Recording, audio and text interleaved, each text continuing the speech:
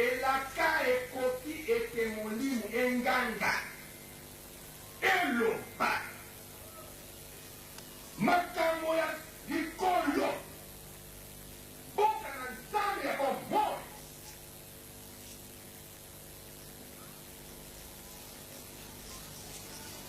ekoloba ndenge nini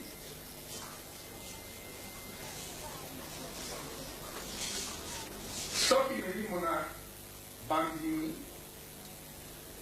elati molimo na Kristo, Kristo akoloba mpe lokito ekoningana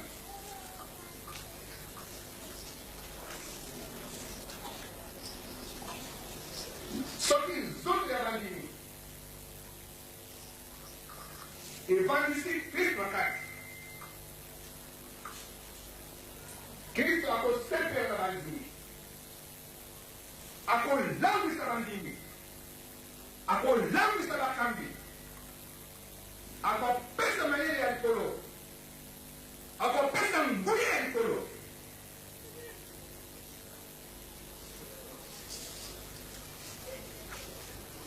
awa ezali esamble ya nzambe ya bomoi esamble ya bakomite ya mosalisi na likolo na nse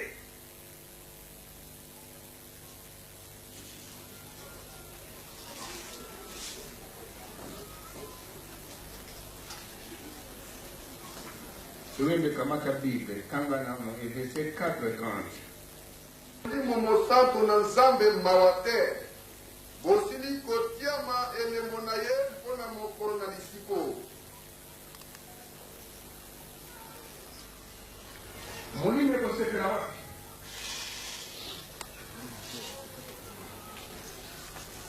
Yekokitana nani? Yekosela nani?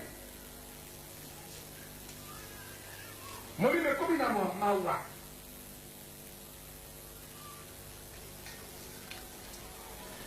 Baziki ilemo ya mbo biyoyo. Bwekisi yangu mawa. Nguya dala kisana nani?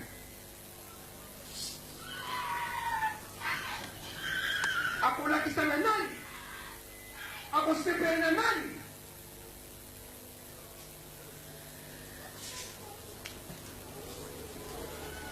nani akokombisa bino na mboka na Nzambe moto soko nani?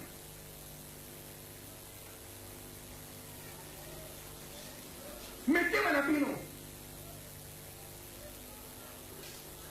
epesi molimo ne mawa plasa kwa eza te, plasa aloba eza te, plasa bino eza te, plasa keta communication directe bofandi ya mpona ye mpona mosuli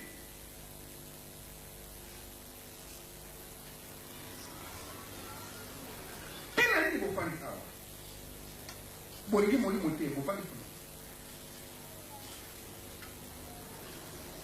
boyekotala seremoni ya bakozi to ya molimo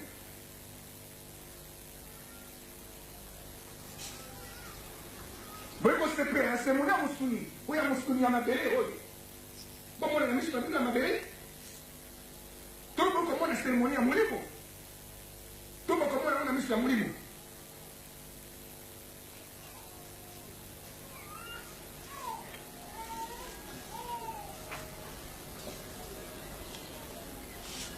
Bana na Nzambe soki bokososola te mateyama koteyama mpema ekopema moko te ayebaki ntina oyo te moko te ayokaki mpe te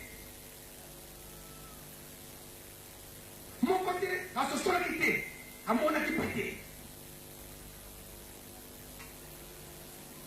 basusu na kati na bino mokili mobimba eza koluka koyeba yango,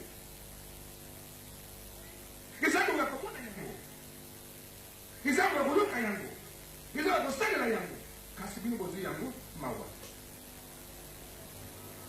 bino bozwi yango mawa. Ata 5 heures bokolela, ata 5 heures bokososola nsima. Masi akoba mingi te, akoba mingi te, moko na moko aluka place na ye oboto na kombo na Yesu.